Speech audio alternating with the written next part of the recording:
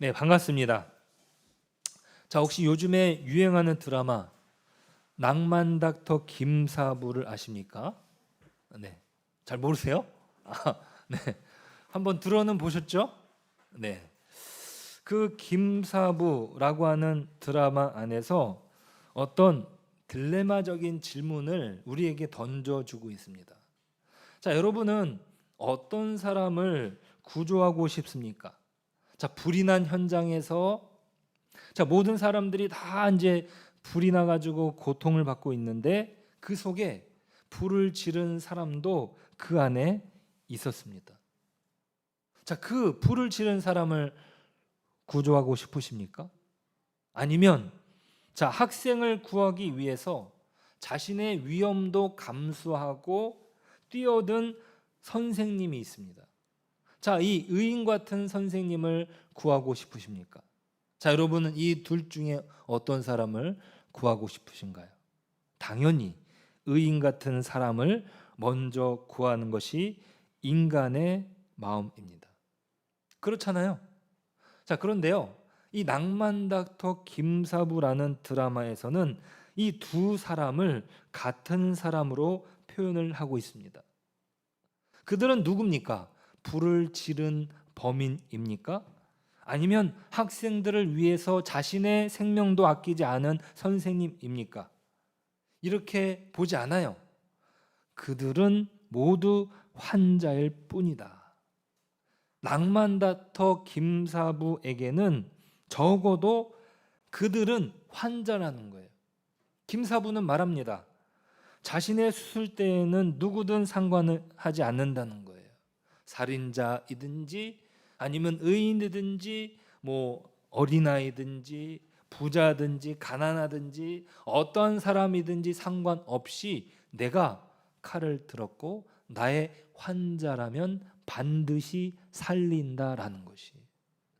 살아날 가능성이 아무리 희박하다 할지라도 그것 때문에 내가 소송에 걸린다 할지라도 나는 이 환자를 끝까지 살린다.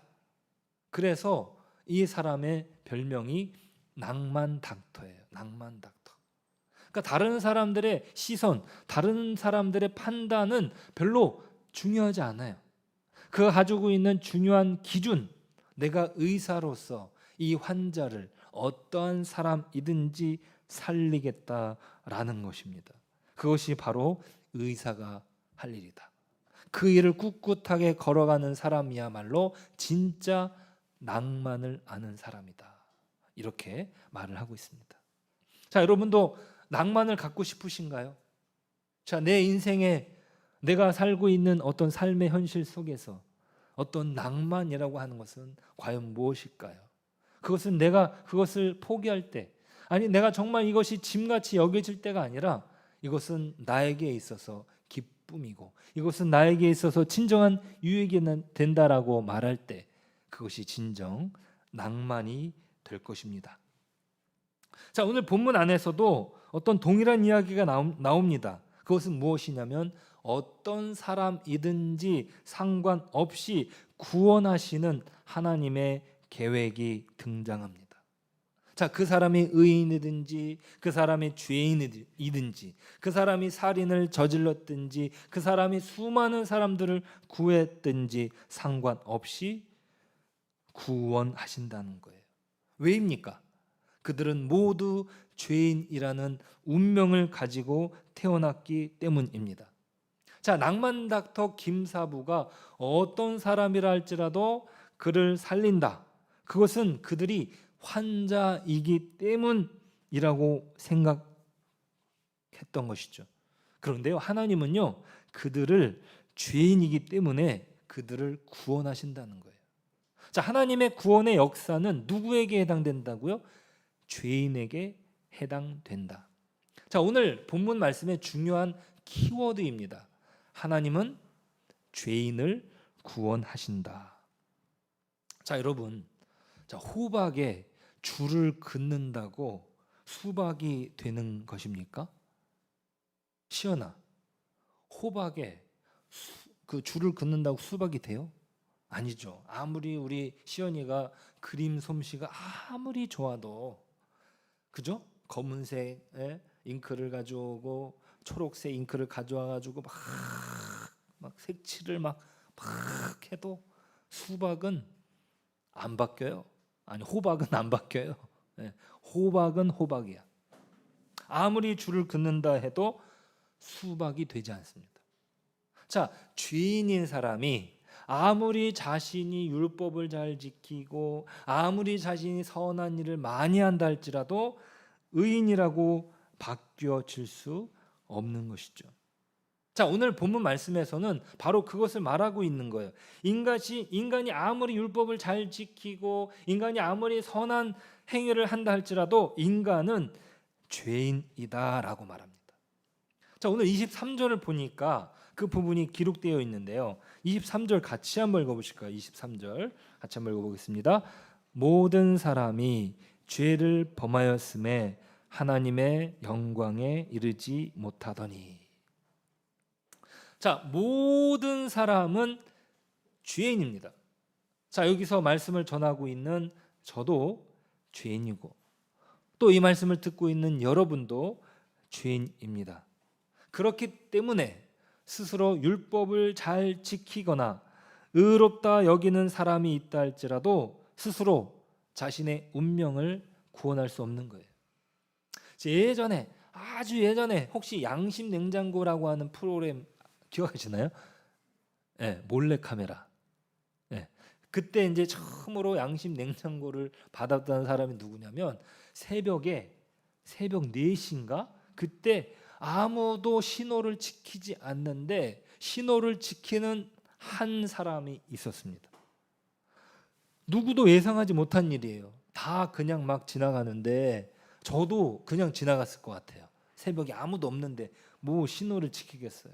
그런데 신호를 지킨 한 분은 누구였냐? 바로 장애를 가지고 계셨던 부부였습니다. 자, 이분들이 너무나 착하게 살아가는 게 딱 보이는 거예요. 야, 저분들은 진짜 어디에다 내놔도 법을 지킬 분들이다. 야, 저분들은 정말 착하다. 막 그러면서 막 감동의 막 장면이 연출되었다고. 왜냐하면 누구도 지키지 않으니까 이 사람들이 이제 그 카메라를 다 접고 가려고 했어요. 근데 이제 PD가 야, 이렇게 고생을 했는데 우리가 밤새도록 그래도 조금만 더 기다려보자. 이렇게 사람들을 이렇게 설득을 해가지고 기다리는데 한 분이 발견이 된 거죠. 그래서 막 양심 냉장고 1호 막 해가지고 야, 이 프로그램 성공할 수 있겠다. 그때 막 감이 왔다는 거예요. 자, 이 세상 곳곳에 숨어 있는 그 양심을 가지고 있는 사람을 찾아보자. 그런데요, 아무리 양심을 가지고 있는 사람이라 할지라도 아무리 선한 삶을 산다 할지라도 스스로 자신을 구원할 수 없는 운명을 가지고 태어난 죄인이라는 것입니다. 자, 인간이 도달할 수 없는 구원의 지점, 인간이 해결할 수 없는 그 구원에 대해서 하나님은 무엇으로 그 방법을 마련하셨냐면 바로 예수 그리스도를 통해서 말씀하신 것입니다. 마련하신 것입니다. 이것이 오늘 말씀에서는 하나님의 의라고 기록하고 있습니다. 여러분, 하나님의 의. 자, 이걸요, 박영선 목사님은 하나님의 의리라고 했어요. 의리. 뭐라고요? 하나님의 의리. 여러분, 의리하면 뭐가 생각납니까? 의리. 영화에서 의리를 가장 잘 지키는 사람들을 누구로 표현하고 있죠? 많은 영화에서 보통 조폭들을 가지고 의리를 말해요. 아니, 사실 영화 이 제작자들이요, 이 조폭을 대상으로 의리를 말하는 이유는 뭔지 아십니까? 지금 이 시대가 의리가 없는 시대다라고 말하는 거예요. 아니, 의리를 찾아볼 때가 어디에도 없다는 거예요. 종교에도 없었고 어떤 이제 법을 지키는 그 법을 만드는 사람들에게도 없고 뭐 정부의 어떤 중요한 일을 맡는 그 고위급 사람들에게서도 의리가 없고, 야, 의리가 없다. 의리가 없어. 정작 의리를 찾아야 될 때를 보니까 뭐 조폭, 근데 사실 조폭들이 의리가 있는 줄 아십니까? 조폭만큼 의리가 없는 집단도 없습니다. 돈 앞에 뭐 배신하고 힘 앞에 무릎을 꿇고 그들이 만들어내는 의리는 뭐예요? 힘이에요, 힘. 내 말 안 들으면 넌 죽는다. 내가 끝까지 너가 나 배신하면은 너 가족들 가만히 두지 않을 거야. 그런 식으로 의리를 만들어 가잖아요. 근데 그게 진짜 의리입니까? 아니죠. 이 시대는 의리가 없는. 하지만 하나님이 의리를 가지고 계시다. 하나님의 의리라고 박영선 목사님이 그렇게 표현을 하셨는데 정말 맞는 것 같아요. 하나님이 어떤 구원의 계획을 가지고 계셨는데 인간이 아무리 타락하고 인간이 아무리 제멋대로 산다 할지라도 하나님은 그 구원을 이루셨다. 그 이루시는 방법이 바로 예수 그리스도이십니다. 자, 예수 그리스도가 구원의 방법. 그 구원의 방법으로서 예수님은 어떤 일을 하셨냐? 바로 화목 제물로 드려졌다는 것이에요. 자, 아까 낭만 닥터 김사부를 말씀드렸는데 여기 낭만 닥터를 보신 분이 안 계셔가지고 그 한 장면만 말씀드려 보겠습니다. 한 몇 주 전에 나왔던 장면인데요. 이 재개발 지역에 건물이 하나 있었어요. 이게 뭐 70년 넘은 건물이라고 하더라고요. 근데 이제 아마 설계가 잘못돼가지고 이게 막 거의 무너질 지경까지 왔어요. 그런데 그 건물이 이제 마지막으로 이제 재개발되기 전에 사람들이 이용을 한 것입니다. 수학 학원 건물이었거든요. 우리 이제 수학하니까 막 귀가 열리나요? 네, 공부. 네. 네. 근데 거기에 공부를 너무 하고 싶지 않아가지고 땡땡이를 치는 학생이 있었습니다. 근데 그 학생은 이제 붙들고 수학학원 선생님이 이야기하는 거예요. 야, 너 자꾸 이렇게 학원에다 돈 내고서 땡땡이 치면 안 되지. 그러니까 학생이 막 짜증을 내면서 아, 선생님 막 엄마 노릇하지 마세요. 하면서 이제 그 지하에 그 춤 연습장이 있었는데 글로 막 땡땡이를 치는 거예요. 자, 그런데 이 건물이요 너무나 오래돼가지고 이제 무너집니다. 자, 그 무너지는 과정에 선생님이 위에 있는 학생들 다 대피 보내고 그리고 지하까지 내려와가지고 이 학생을 구하기 위해서 나가라고 하는데 이 학생이 막 계속 반발을 하는 거예요. 선생님이 도대체 뭔데 우리한테 이러냐고 하면서 막 선생님한테 막 욕을 하는 거예요. 그러면서 건물이 무너지고 그 무너지는 과정에 선생님이 깔립니다. 자, 그렇게 이제 구조 현장 팀이 와서 현장에서 이제 구조를 하는데 그 선생님이 거의 죽음까지 오게 된 거예요. 그런데 그 옆에 한 학생이 끝까지 선생님이 구조될 때까지 자기는 가지 않겠다고 하면서 거기에 머물러 있는 거예요. 왜요? 그 학생이 바로 그 선생님을 욕했던 학생이었습니다. 그런데 그 학생은 왜 거기 그 자리에 끝까지 있겠다고 하는 거죠? 나 때문에 이 선생님이 깔리게 되었다고 하면서 버티고 있었던 거예요. 그렇죠? 네. 아, 나 때문에 이렇게 선생님이 고생하는데. 자, 오늘 예수님께서 행하신 일이 바로 이 장면입니다. 자, 예수님은요 자신의 죄 때문이 아니라 사람들의 죄 때문에 죽습니다. 자, 예수님의 죽음은 단순히 억울한 죽음이 아닙니다. 자, 어떤 면에서는 예수님이 억울한 죽음으로 비춰질 수 있는 거예요. 어떤 의로운 사람이 많은 사람의 모함에 빠져서 죽었다는 어떤 사건을 기록한 것처럼 보일 수 있습니다. 만약에 그런 내용으로 예수님의 죽음이 기록되었다면 아까 낭만 닥터 김사부에서처럼 예수님의 죽음 곁에는 몇 사람만 남아 있었을 것입니다. 자, 그러니까 예수님은 죽었어 라고 한다면 예수님은 의로운 사람이었는데 그 의로운 분이 죽으셨어, 이렇게 그 예수님을 기억하기 위해서 끝까지 어떤 사람이 예수님의 이야기를 남겼다, 이렇게 남을 수 있는 내용이죠. 하지만 예수님의 죽음은 예수님의 죽음으로 끝나는 것이 아니라 예수님의 죽음과 다시 살아나신 부활의 역사가 같이 붙어 있는 거예요. 자, 이것은 마치 동전의 양면과도 같습니다. 예수님의 죽음이 있고 예수님이 살아나신 역사, 이것이 바로 전체의 이야기입니다. 자, 예수님이요, 돌아가시면서 그 제자들이 다 뿔뿔이 흩어집니다. 그리고 예수님을 따랐던 수많은 사람들은 예수님을 십자가에 못 박으라고 다 배신하고 다 예수님을 배반했어요.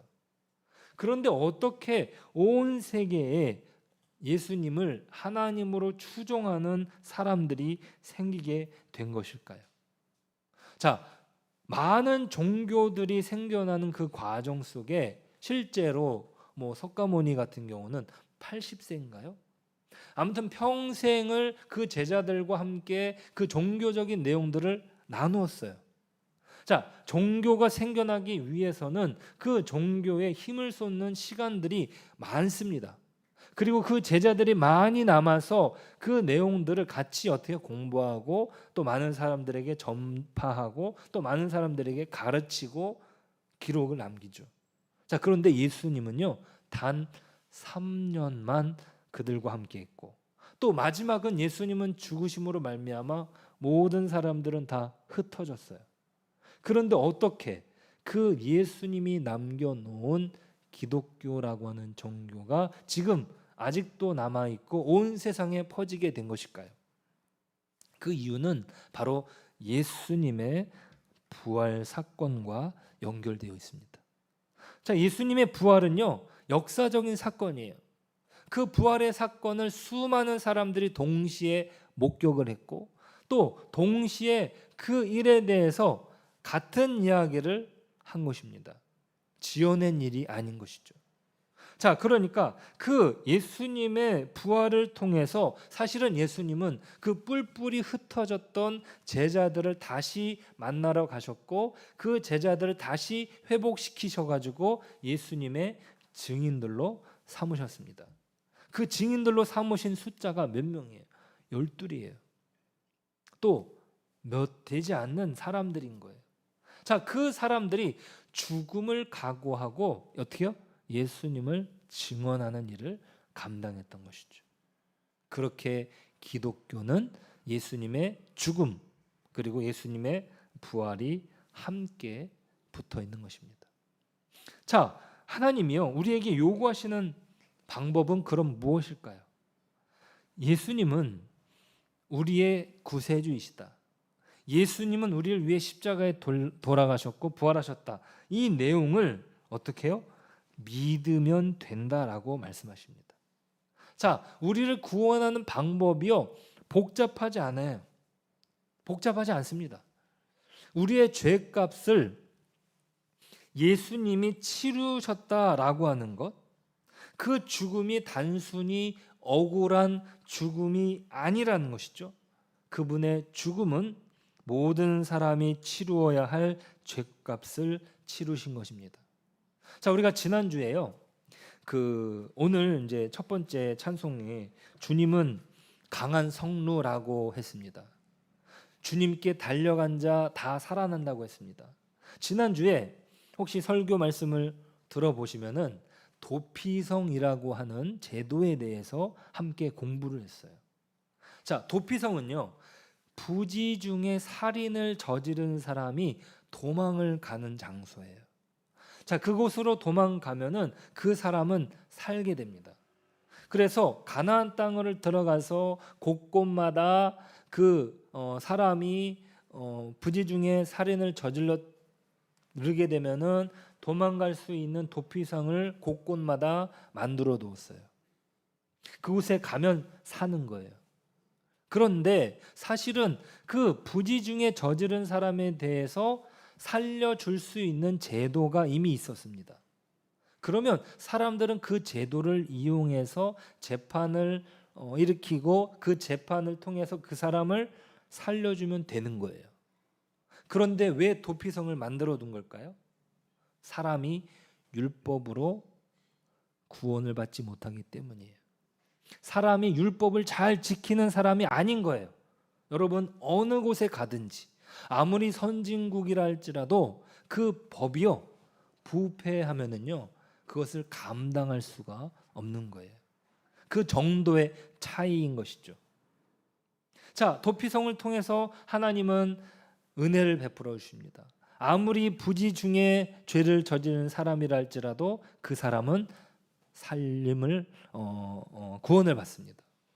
자, 그런데요. 그 사람이 언제까지 그 도피성에 있어야 되냐면 대제사장이 죽을 때까지라고 합니다.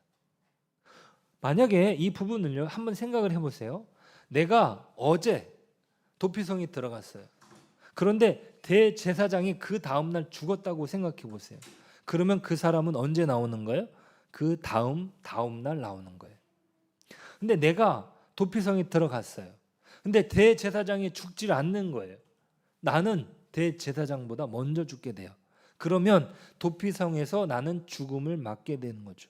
평생을 그곳에서 지내다가 대제사장이 죽지 않으면 그곳에서 죽을 수 있는, 하나님이 말씀하신 대제사장이 죽을 때까지라고 하는 조건은요 매우 불공정한 조건인 거예요. 어떤 형벌을 내릴 때 공정하지 않잖아요. 그렇게 만약에 살인을 저지른다면은 1년이면 된다, 2년이면 된다, 3년이면 된다. 어떤 기간이라면 다 똑같은 거예요. 그런데 대제사장이 죽을 때까지라고 하는 것은 어떤 의미가 있습니까?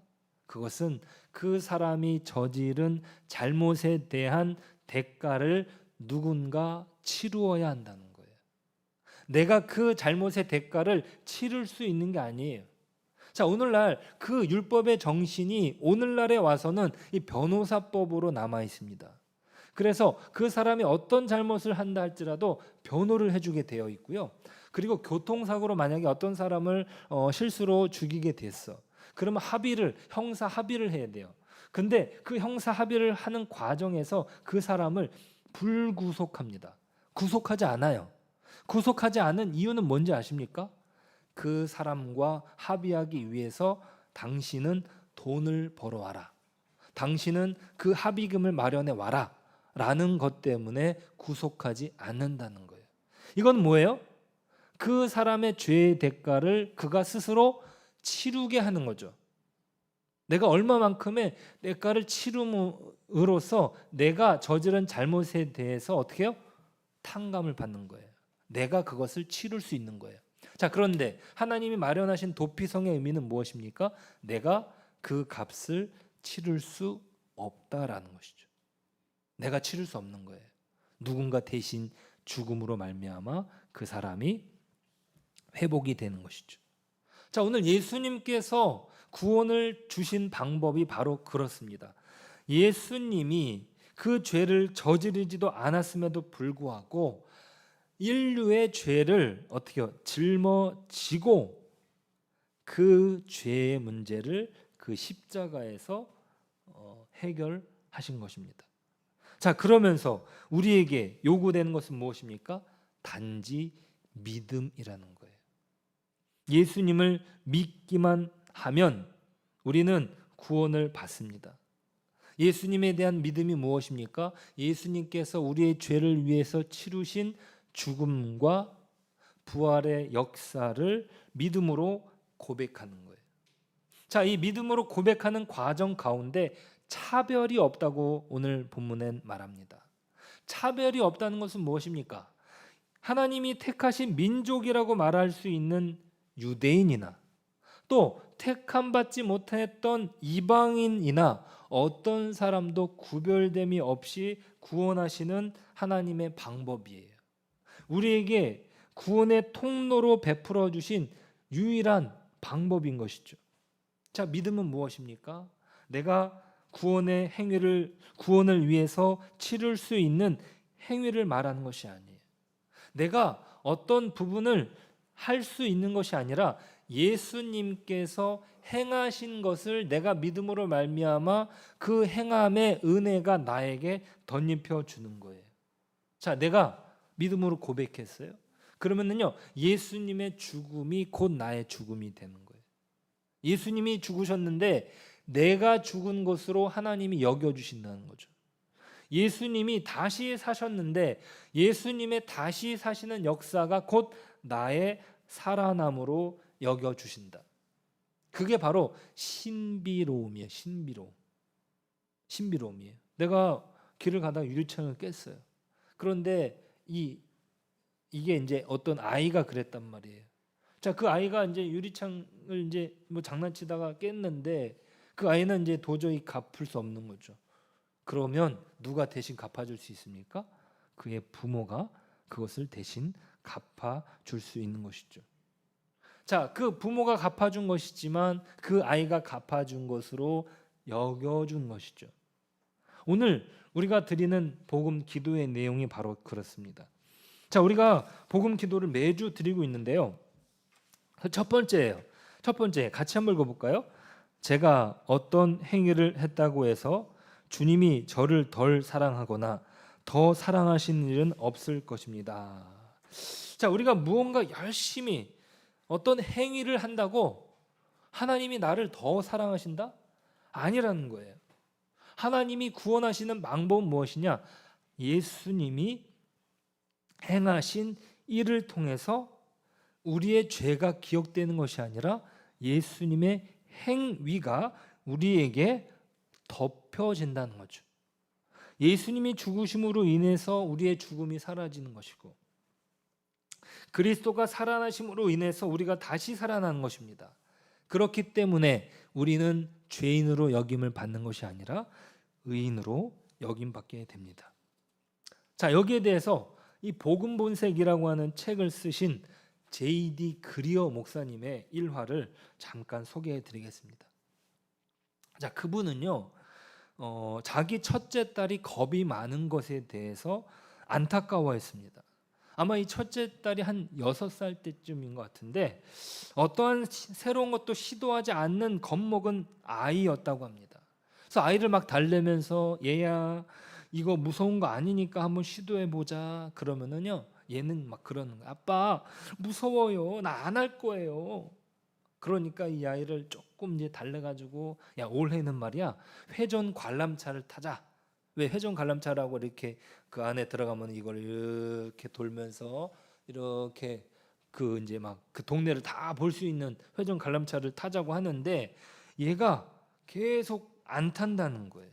자, 그러니까 목사님이 짜증이 나가지고 앞으로 인생을 위해서 가끔은 새로운 것을 시도해야 되는데 너 겁쟁이가 되면 안 돼.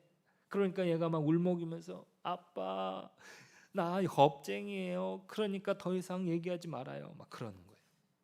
자, 그러니까 그 얘기를 듣고 있었던 이 여동생이 있었대요. 자, 그런데 그 여동생이 이렇게 말을 했답니다. 그 첫째 딸의 이름이 카리스였대요. 카리스. 이 여동생이 아니야 카리스는 겁쟁이가 아니야. 내게는 언니인 걸. 뭐라고요? 언니라고요. 자, 이 겁쟁이. 자, 우리 아들에게 제가 허락을 받고 이야기를 하는 겁니다. 자, 우리 아들이요 자전거를 배우는데 겁이 많았어요. 근데 우리 첫째 딸은요 학교를 가기 전에 2발 자전거를 몇 번만 가르쳐 줘도 그냥 타는 거예요. 아, 그러니까 우리 이제 둘째 아들도 그럴 수 있겠다 해가지고 이제 막 가르쳐 주는데 얘가 막 겁을 내는 거예요. 겁나 막 그러고 막 이 3발 자전거를 탄다고 막. 이 초등학교에 들어가서도 3발 자전거고 1학년이 지나서도 3발 자전거고 아니 이거 가능한 건데 왜 이렇게 겁을 내? 그지 혜성아? 그런데 중요한 건 뭡니까? 이 아들이 겁쟁이가 아니라 사실은 제 아들이라는 거죠. 자, 우리가 어떤 사람을 판단할 때 그 판단의 기준을 어디에다 둔다는 거예요? 어떤 행위, 어떤 행동. 너는 겁쟁이야. 아니면 너는 비겁해. 하지만 중요한 것은 하나님이 우리를 보시는 관점은 뭐라는 거예요? 예수님을 통해서 우리가 죄인이 아니라 의인으로 여겨 주신다는 것입니다.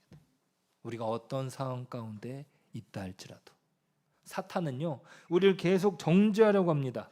하지만 우리는 예수 그리스도 안에서 그 정죄를 벗어난 거예요.